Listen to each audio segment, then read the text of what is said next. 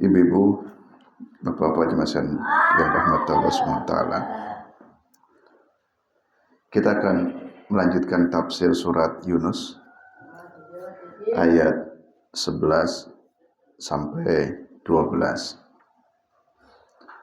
Dua ayat ini akan menjelaskan sifat manusia. Manusia itu biasanya tergesa-gesa, pengen cepat-cepat.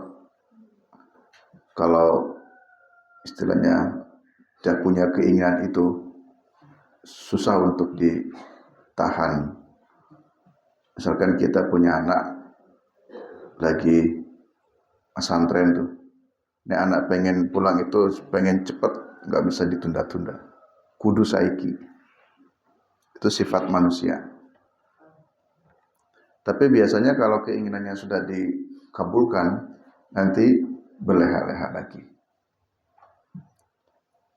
Ba'da'an dzakarallahu ta'ala ta'ajjabal qaum min takhsisi Muhammadin bin nubuwah, thumma dzakara adillatat tauhid wal ba'si. Abana huna al-jawab an qawli kanu yaqulun Allahumma in kana ma yaqulu Muhammad haqqan fi du'ahi ar-risalah famtir alaina hijaratan minas sama' au tina bi'adabin alim. Setelah Allah menjelaskan pada ayat sebelumnya bagaimana keheranan kaum terhadap nubuah Nabi Muhammad SAW. Jadi mereka terheran-heran, terkaget-kaget. Kemudian Allah pun menjelaskan tentang tauhid, yakni ada hari berbangkit. Jadi manusia itu setelah meninggal akan hidup kembali. Itu mereka yang aneh, kok bisa ya orang udah meninggal kok bisa hidup lagi. Itu bagi mereka orang kafir aneh, karena dikira hidupnya itu selesai di dunia saja. Padahal nanti akan ada yaumul ba'as. Demikian pula ketika mereka bertanya kepada Nabi dengan nada tantangan, misalkan Allahumma in kana yaqulu Muhammadan haqqan fi du'a'i risalata famtir alaina hijaratan minas sama'. Di dalam satu perdebatan, pokoknya Nabi mengingatkan kebenaran, Nabi menyampaikan tauhid, nanti umatnya bantah gini, Muhammad, jika risalahmu benar, silakan datangkan azab kepada kami. Silakan datangkan hujan batu kepada kami. Fa'amtir alaina, hujankan kepada kami hijaratan batu minas sama'i dari langit, awiti nabi adabin alim, atau datangkan siksa yang pedih bagi kami jika memang ucapanmu benar. Itu kadang jadi menantang kepada Nabi. Jika dakwahmu benar, jika ucapanmu benar, silakan datangkan hujan batu kepada kami. Silakan datangkan azab kepada kami. Dikiranya Nabi Muhammad tidak bisa. Dikiranya Tuhannya Nabi Muhammad itu tidak bisa. Tapi nanti kalau Allah kirimkan azab, siksa, barulah dia kaget. Itu kekagetan orang-orang kafir. Kemudian di sini, di ayat ini, Allah ingin menjelaskan tentang al-ajalatu min taba'il insan fahuwa daiman yata'ajjalul khair. Ketergesa-gesahan tabiat manusia, tabai. Sifat atau karakter manusia itu selalu tergesa-gesa. Daiman itu selalu terus-menerus. Manusia itu sifat dasarnya ingin segera yata'ajjalul khair, mendapatkan kebaikan. Jadi kalau yang baik itu pengen cepat. Simbah dah kangen sama cucunya, nanti ngerengek, pokoknya kudu segera berangkat, gak bisa ditunda-tunda. Jadi pengen cepat. Itu karakter umum, siapapun manusia begitu. Daiman yata'ajjalul khair, ingin segera mendapatkan satu kebaikan atau yang diinginkan. Kenapa? Karena li'annahu yuhibbuhu. Karena itu adalah sesuatu yang dicintai. Kan umumnya Kalau yang dicintai kan ingin segera, ingin cepat. Waktu Bapak Ibu masih sekolah juga mungkin ingat kalau bagi rapot ya, ingin cepat mendapatkan rapotnya, ingin cepat melihat rapotnya. Wajar, karena itu sesuatu yang baik, li'annahu yuhibbuhu. Wa yata'ajjalu syarr. Dan biasanya manusia juga ingin cepat-cepat di dalam keburukan. Keburukan yang dimaksud kalau benci kepada orang lain, kan doa-doanya yang buruk. Dan segera binasa, segera mati orang itu. Jadi kepengennya cepat. Jadi kalau mendoakan yang buruk juga kepengen cepat, tapi kalau ingin yang baik itu kita juga ingin cepat. Coba sekarang dibalik. Orang lain ingin segera cepat, misalkan dapat upah ya. Orang lain bekerja di tempat kita. Kan orang lain juga ingin cepat, tapi kita yang melambat-lambatkan. Padahal harusnya ya sama. Jadi kebaikan itu baik untuk diri kita ataupun untuk orang lain ya segera jika memang itu sudah harus. Kalau dalam konteksnya tadi upah itu kan ada juga dalil yang mengatakan kita itu tidak boleh memperlambat-lambat upah. Bahkan ada kalimatnya sebelum kering keringatnya. Jadi sebelum kering keringatnya itu ya upahnya sudah diberikan. Tentu makna kering keringatnya itu ya tidak harus keringat aslinya, karena kalau keringat asli kan dilap sudah kering. Tapi maksudnya sebelum kering-kering itu ya jangan menunda-nunda upah. Ya bercepat-cepat. Kalau akad upahnya per hari, ya per hari. Kalau akad upahnya per minggu, kalau sudah kerja seminggu ya segera tunaikan upahnya. Jadi jangan berlama-lama. Di sini Allah memberikan perumpamaan walau dan sekiranya. Yu'ajjilullahu lin-nasi syarra istijalahum bil khair laqudiya ilaihim ajalhum. Sekiranya andai kata saja Allah ingin istijal, mempercepat keburukan kepada manusia. Jadi sekarang dibalik, kalau Allah ingin mempercepat keburukan kepada manusia, laqudiya ilaihim ajaluhum. Pasti Allah akan cepat matikan saja. Kalau Allah ingin mempercepat. Misalkan ya, Palestina dari dulu dijajah terus kok kayak nggak selesai-selesai. Apa Allah nggak mampu yang ngalahkan Israel? Kalau Allah mau, wala yu'ajjilullah. Andai kata Allah mau, linnasi syarra, bagi manusia asyarra, keburukan itu maksudnya siksa, adab, laqudiya ilaihim ajaluhum, pasti akan dipercepat kematiannya. Ya. Tapi kan Allah tidak begitu. Jadi Allah itu walaupun ada sesuatu yang buruk, ya nanti dipertimbangkan, tidak harus segera juga. Tapi tadi kalau manusia, kalau melihat keburukan pada orang lain, ingin cepat-cepat orang itu dibinasakan. Sebagaimana istijalahum bil khair. Mereka manusia selalu ingin bercepat-cepat minta kebaikan. Ya sekarang contoh saja. Bapak Ibu kita semuanya, kalau kita lagi sakit, kita berusaha ingin segera sembuh. Datang terus kepada Allah. Seolah-olah dipercepat oleh ini. Ya Allah, segera sembuhkan saya. Ya Allah. Jadi setiap hari berdoa. Setiap saat berdoa. Itu ingin mempercepat kebaikan datang kepada kita.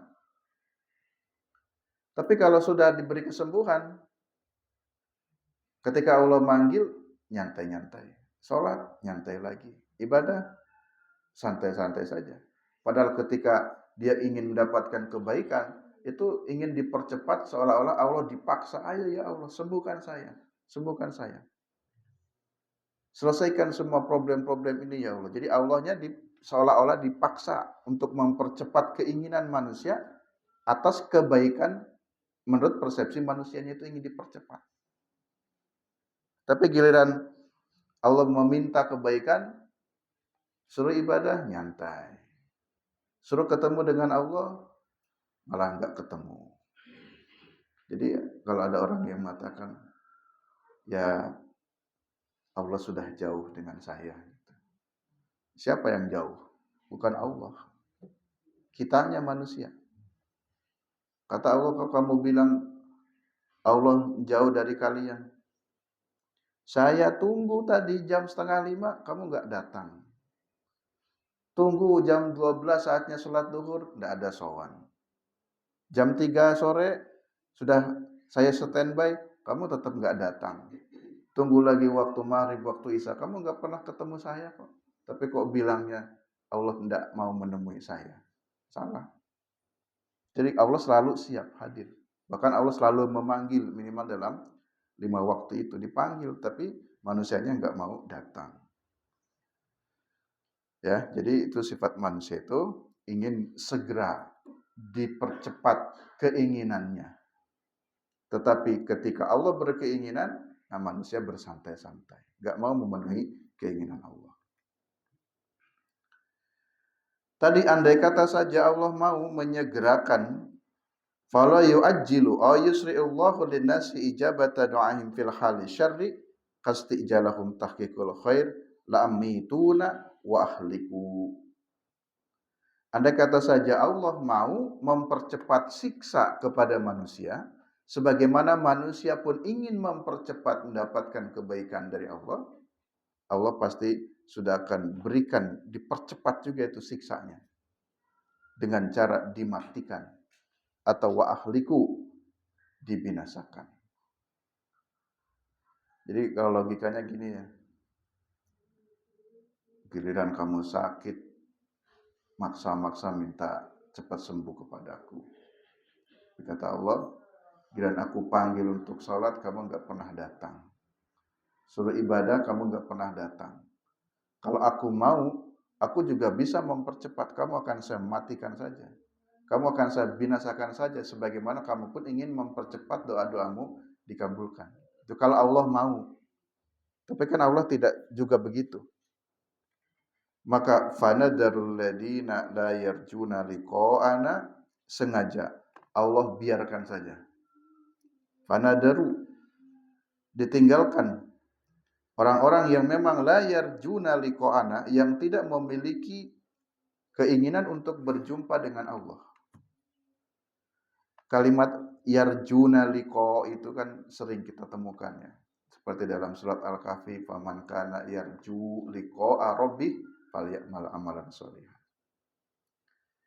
Jadi orang-orang yang benar-benar sudah siap meninggal dunia itu senang kalau segera meninggal karena ingin berjumpa dengan Allah.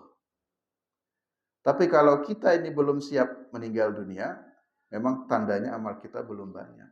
Kan kalau kita memohon kan, ya Allah, kalau bisa jangan dulu. Jangan dulu dimatikan.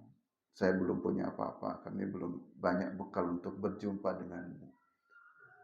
Tapi kalau orang yang sudah siap itu, bahkan mereka merindukan kematian. Jadi seolah-olah surga itu sudah tergambar di dalam pandangannya, seperti halnya orang yang melambai-lambaikan tangan, mari segera. Kira-kira kalau orang itu yang semangat mati syahid, kira-kira begitu ya. Jadi justru mereka senang berjumpa dengan kematian itu. Ya, jadi kalau kita belum terbayang kematian, masih takut dengan kematian, ya tandanya memang amal kita ini belum banyak. Karena kita masih takut ya.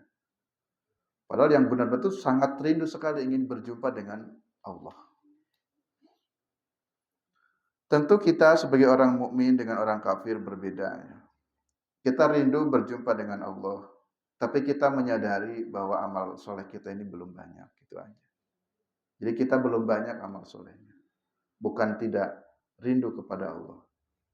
Diberi kesempatan, minta diberi kesempatan lagi untuk menambah. Maka benar-benar ya, kehidupan ini harus disyukuri karena kita masih hidup. Kalau udah meninggal dunia, udah nggak bisa ngaji Jumat pagi ini, nggak bisa. Ya. Nggak bisa nanti sholat jamaah. Ingin baca Quran sudah nggak bisa lagi. Cuman berharap. Ya, andai kata jikalau umpamanya kembali ke dunia itu kan pengandaian yang tidak mungkin terjadi. Itu sungguhnya akan dirasakan oleh mereka-mereka yang benar-benar sudah meninggal dunia. Kita sudah tahu informasinya begitu. Orang yang sudah meninggal tuh hanya berandai-andai, andai kata saya masih hidup, saya akan bersedekah, andai kata, andai kata. Tapi pengandaian yang sama sekali tidak mungkin bisa terjadi. Jadi kita ini harus terus bersyukur selama kita masih hidup, masih sehat, habiskan waktu kita untuk beribadah. Hidup ini untuk apa toh? Ya. Kita semuanya kan hanya nunggu antrian tuh, antrian kematian. Ibu dapat nomor antrian berapa nih? Kita tidak tahu saja nomor antriannya ke berapa, tapi isunya kita sedang ngantri. Kalau kita sedang ngantri beras, ngantri minyak kan jelas kita nomor berapa ya. Tapi ini sedang ngantri kematian, kita nggak tahu kita nomor berapa. Karena kematian itu ya tidak memandang usia. Jadi siapapun, kapanpun itu sudah pasti. Tinggal nomor antriannya ke berapa kita tidak tahu. Fanadaral ladina la yarjuna liqa'ana. Allah biarkan orang-orang yang tidak berharap berjumpa dengan Allah. Jadi mereka yang nggak punya harapan ingin ketemu Allah, tidak ada keinginan untuk masuk surga, tidak ada ya, harapan-harapan yang seperti itu, ya sengaja dah biarkan saja. Jadi mohon maaf ya, orang kafir misalkan tadi, mohon maaf saya bicara Palestina Israel. Jadi ya dibiarkan saja sengaja orang kafir terus hidup, das mumpung di dunia, terserah sakaratmu.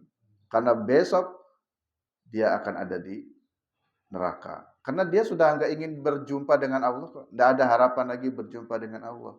Jadi sengaja dibiarkan oleh Allah. Fitu gyanihim ya'mahun. Di dalam kesesatan ya'mahun, mereka itu bingung. Mereka terombang-ambing.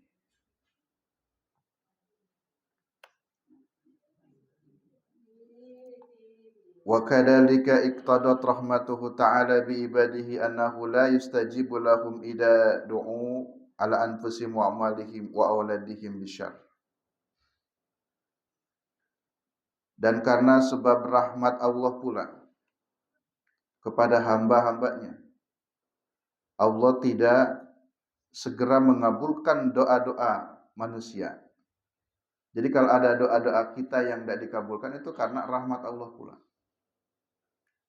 Ala anfusihim, untuk diri mereka, wa amwalihim dan harta benda mereka, wa auladihim dan untuk anak-anak mereka, bisyarrin, untuk keburukan. Jadi doa itu kan ada macam-macam ya. Ada doa manusia, doa-doa yang baik. Doa-doa yang baik itu tidak selamanya langsung cepat jawabannya. Demikian pula mungkin ada doa-doa yang buruk, ingin mempercepat keburukan, mendoakan keburukan untuk diri sendiri juga ada.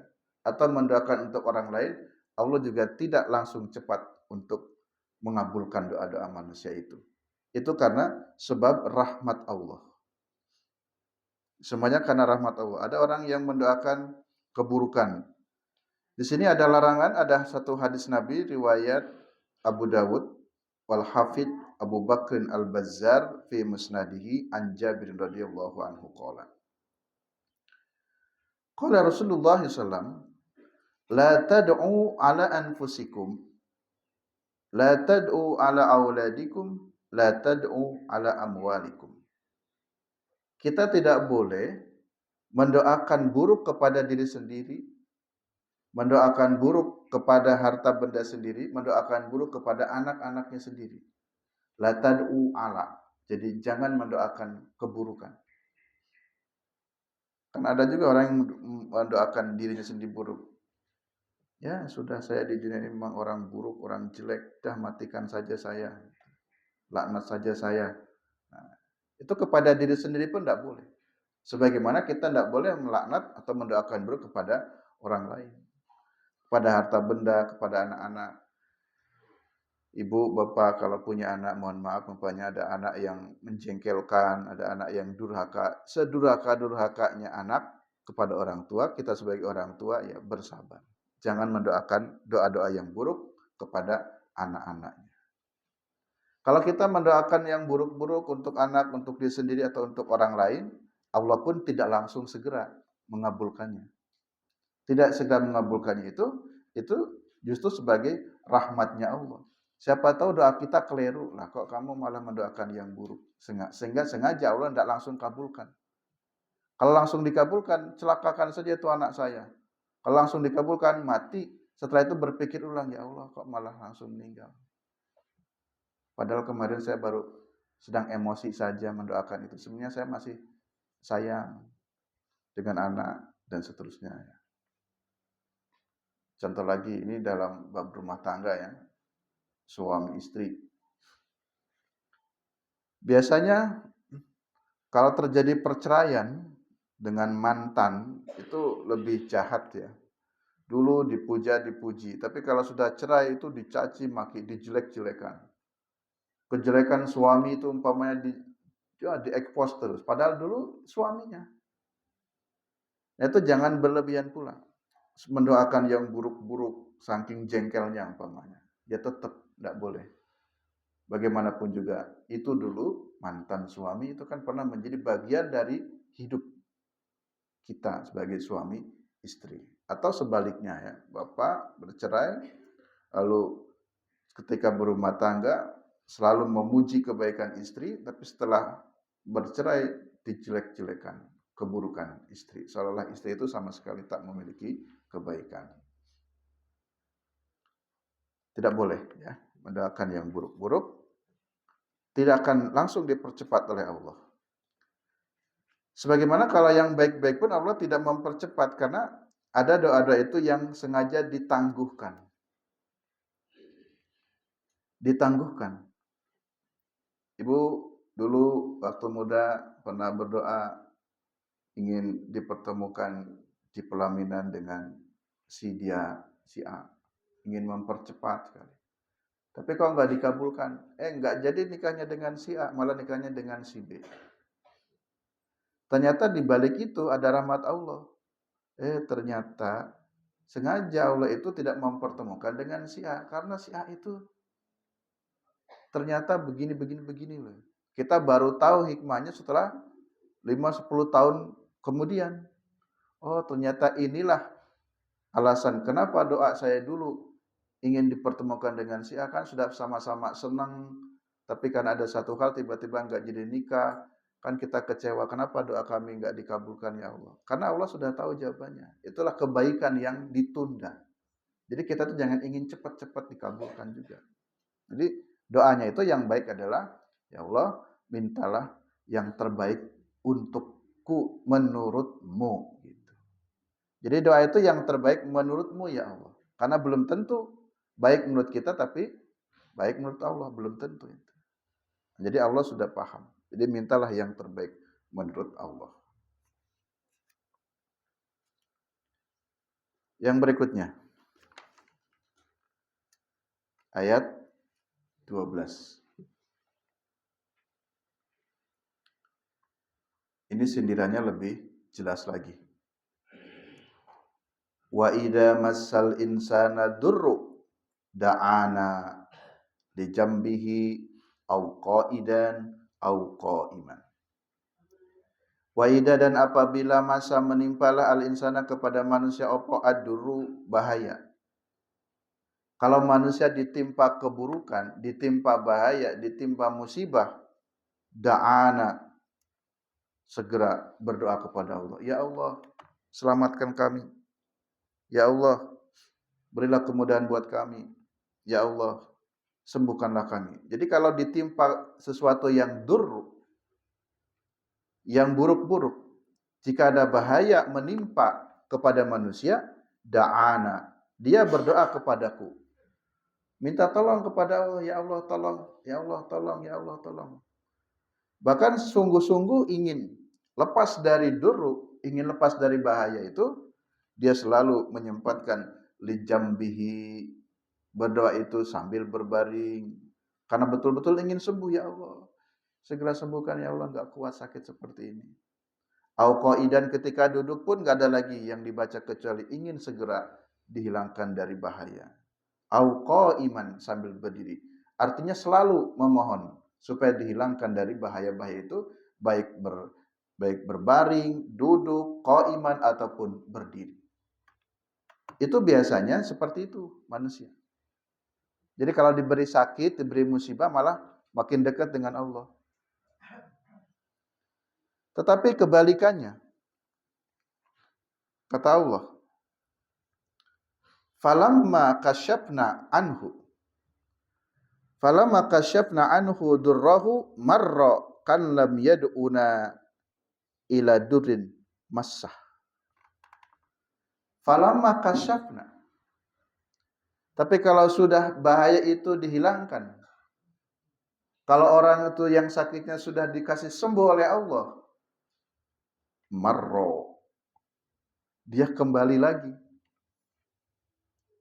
Yang tadinya gak sholat, kembali gak sholat. Tapi ketika sakit itu sholatnya jadi rajin. Ketika banyak masalah hidupnya, rajin ke masjidnya, rajin ngajinya. Karena dia sedang punya masalah besar, ingin segera dibantu oleh Allah. Tapi kalau masalahnya sudah diselesaikan, yang tadinya sakit jadi sembuh, kalau sudah sembuh, lupa lagi kepada Allah. Nggak datang lagi ke masjid, nggak pernah ketemu Allah lagi. Nah itu manusia begitu. Ya, padahal ketika masal insan durru, bahaya menimpa kepada manusia, dia terus meminta kepada Allah dihindarkan dari bahaya. Tapi falamma kasyafna anhu durrahu, kalau kasyafna, kami sudah singkapkan atau sudah dijauhkan itu bahaya yang menimpa kepada dia, marroh, dia kembali lagi kepada maksiatnya. Kan lam yad'una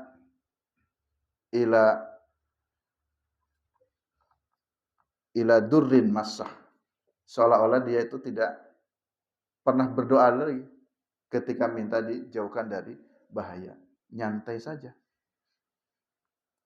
Kalau di dalam kehidupan manusia itu Pak ya bahasa istilahnya.